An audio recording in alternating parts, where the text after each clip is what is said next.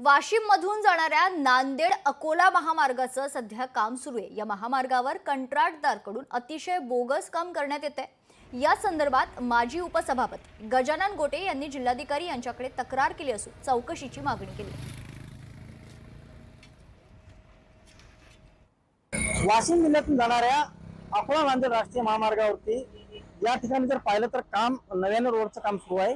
मात्र कुठेतरी या रोडवर पाणी मुरते का असं देखील या ठिकाणी प्रश्न उपस्थित केला जात आहे। या ठिकाणी स्क्रॅपिंग न करता या डांबरीकरणावर सिमेंटचा रोड जो तो तयार करण्यात येतोय। कुठेतरी कंत्राटदार निकृष्ट आणि बोगस दर्जाचं काम करण्यात या ठिकाणी चित्र पाहायला मिळत आहे। याच रोड संदर्भात जे पंचायत समितीचे माजी उपसभापती आहेत त्यांनी सुद्धा जिल्हाधिकाऱ्यांकडे तक्रार केली आहे। आपल्यासोबत ते सुद्धा या ठिकाणी बोलण्यासाठी आहेत। काय सांगाल?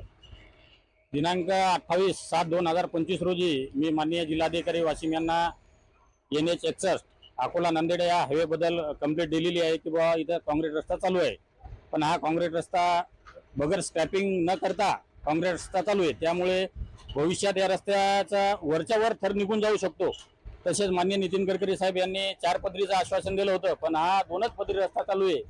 यामध्ये जरा मला तफावत वाटत आहे, बाबा 2-4चं आश्वासन दिलं आणि 2 पदरी रस्ता कसा काय चालू आहे। केंद्रीय मंत्री नितीन गडकरींनी वाशिम मधून जाणाऱ्या रस्त्याचं चौपदरी रस्ता होणार असल्याचं आश्वासन दिलं होतं। मात्र कुठेतरी वाशिमकरांची दिशाभूल झाली का हे देखील पाहणं महत्त्वाचं ठरणार आहे। गोपाल व्यास, लोकशाही मराठी, वाशिम।